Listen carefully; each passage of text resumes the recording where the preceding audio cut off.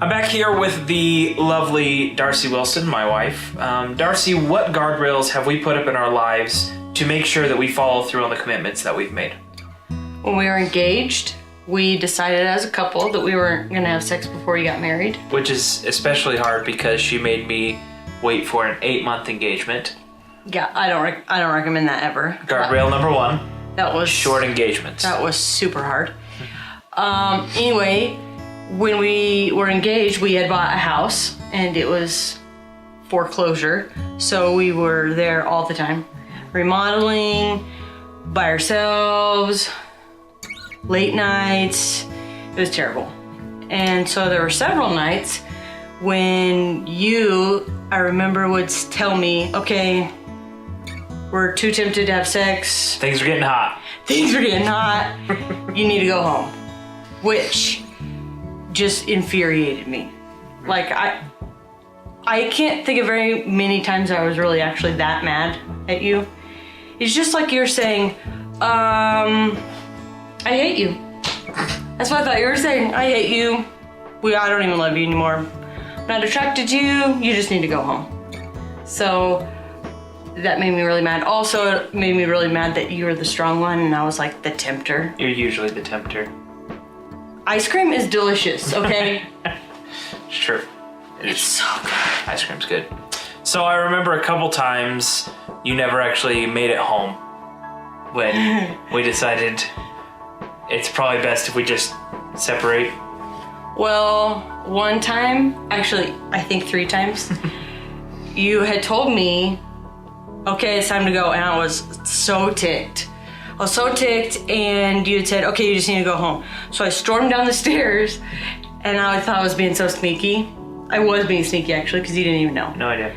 So I snuck down the stairs, and I went outside, and I slammed the door, so you'd know I was leaving. And I opened the garage door, and I closed the garage door, and I snuck back in, and I slept downstairs.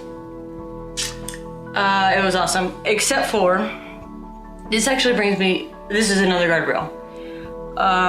When I got home, my roommate, who actually happened to be my accountability partner at the time, she asked me where I was that night, and I had a lot of explaining to do.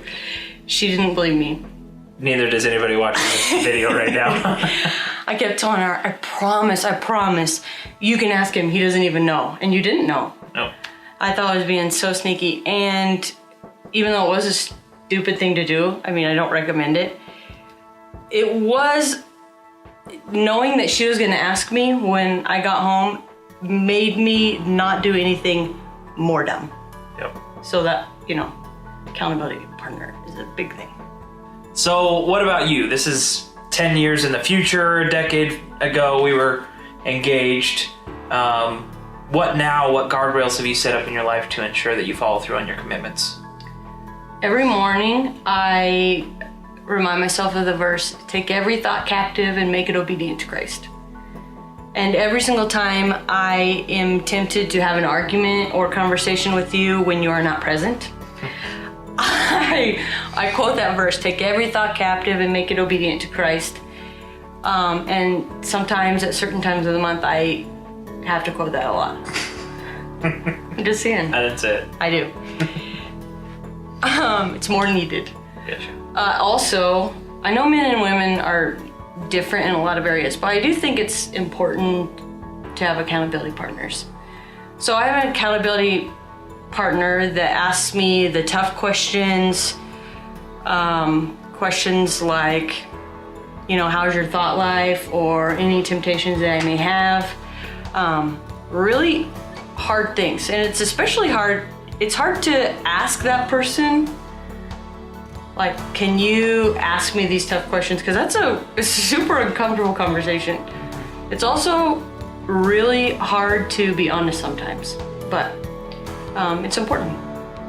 So it sounds like a quality accountability partner is extremely important. Somebody who knows what you've struggled with in the past, and they can use your past temptations to predict your future temptations is really important. Right. If you don't set up guardrails ahead of time, then when you're in the moment and when you're tempted, you will probably lose the battle.